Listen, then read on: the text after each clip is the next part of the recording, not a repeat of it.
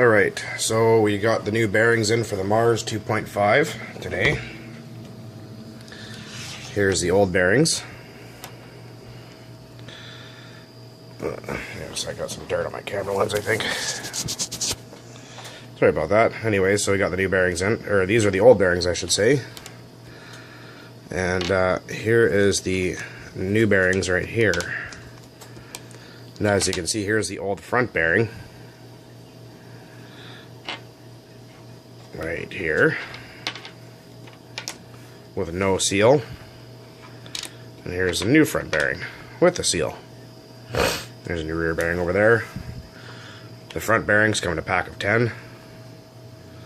So, yeah. Anyways, I'm going to get to putting these bearings in, and I will show you once they're in.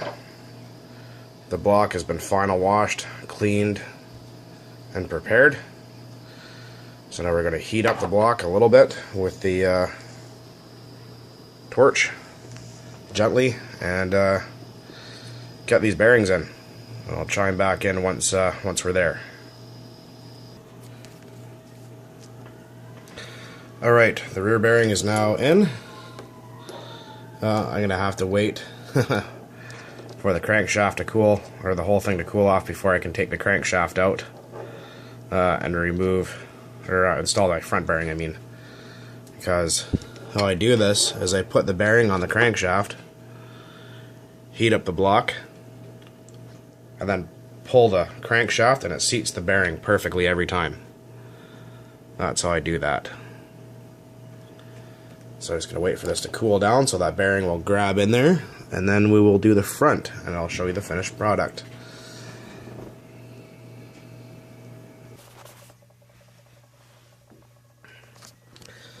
Okay, so the new bearings are in. It's very difficult to try and film and do this at the same time because I need both hands, but there you go, the front bearing is now in. As you can see. So the front bearing's in, it's seated all the way. The new rear bearing is all the way in and seated. I just can't pick it up right now because it's very, very hot. But yeah, here's the old guys right here. So you can see that front bearing compared to, oops, one of the new front bearings. The camera would focus, I'll be doing perfect.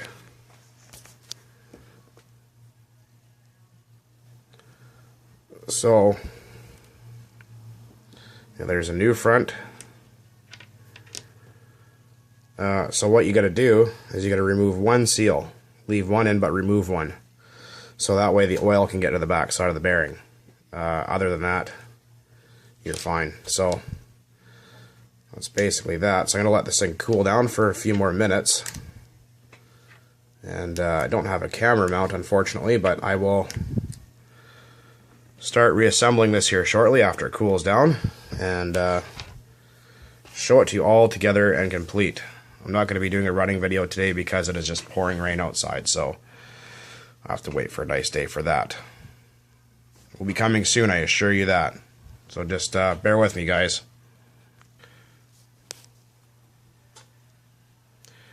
Okay, so this thing's still pretty friggin' hot, but oh, it just turns just smooth as butter, just like it should.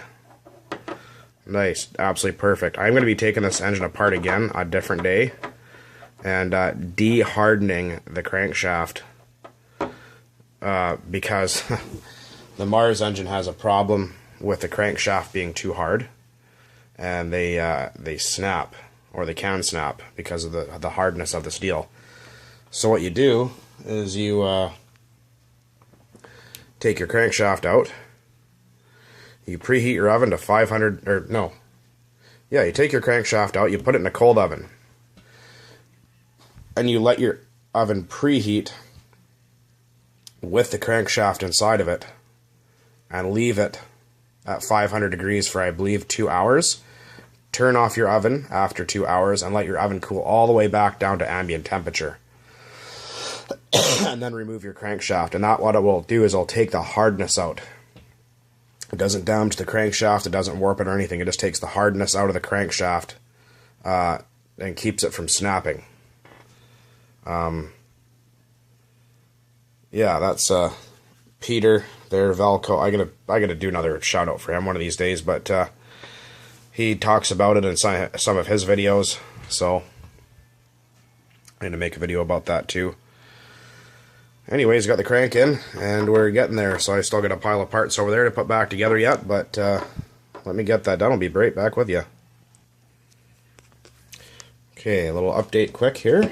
We have the connecting rod, piston, and sleeve attached. Now I'm going to put the cylinder head on and then move on to the back plate, or the rear cover,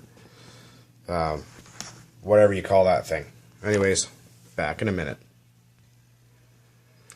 Alright, cylinder head is now on. Time for the back plate.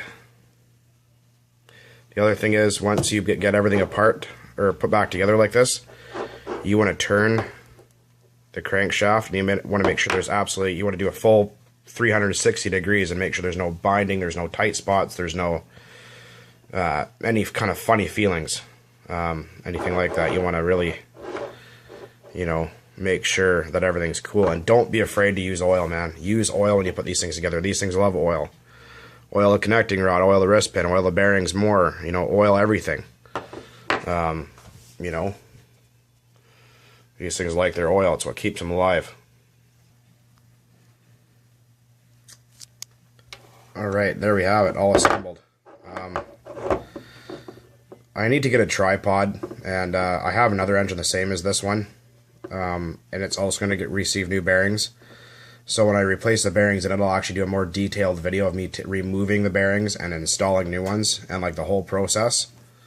That's not going to be for some time yet, but there will be a video about that. Anyways, I'm going to throw the prop on and give it a couple test spins here and see what happens.